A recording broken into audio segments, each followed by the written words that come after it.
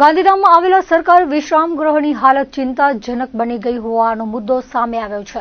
મહેમાનો અને સરકારી અધિકારીઓ માટે બનાવવામાં આવેલ આ વિશ્રામ ગૃહમાં મૂળભૂત સુવિધાઓનો જ અભાવ જોવા મળતા લોકોમાં અસંતોષ ફેલાયો છે. મળતી માહિતી મુજબ વિશ્રામ ગૃહના હોલ અને બેઠક રૂમોમાં પંખાના દંડા તો લગાવવામાં આવ્યા છે, પરંતુ ઘણા સ્થળોએ પંખા જ નથી. કેટલાક સ્થળોએ તો માત્ર ખાલી દંડા લટકતા જોવા મળે છે, જેના કારણે ગરમીમાં આવતા લોકો માટે ભારે મુશ્કેલી ઊભી થાય છે. આશ્ચર્યની વાત એ છે કે આટલા મોટા વિશ્રામ ગૃહમાં બેઠક માટેના રૂમમાં એક પણ સીલિંગ પંખો ચાલુ હાલતમાં નથી અને માત્ર એક જ ટેબલ પંખા દ્વારા કામ ચલાવવામાં આવી રહ્યું છે. આ ઉપરાંત કેટલીક જગ્યાએ એસીના કમ્પ્રેસર પર લટકતા હાલતમાં જોવા મળે છે, જે જાળવણીની અછત દર્શાવે છે. ગ્રાઉન્ડ વિસ્તારમાં પણ સફાઈનો અભાવ જોવા મળે છે. ગંદકી અને બેદરકારીના કારણે સમગ્ર પરિસરની સ્થિતિ વધુ ખરાબ બની રહી છે. વિશ્રામ ગૃહમાં આવતા મહેમાનો માટે યોગ્ય બેઠક વ્યવસ્થાનો પણ અભાવ છે.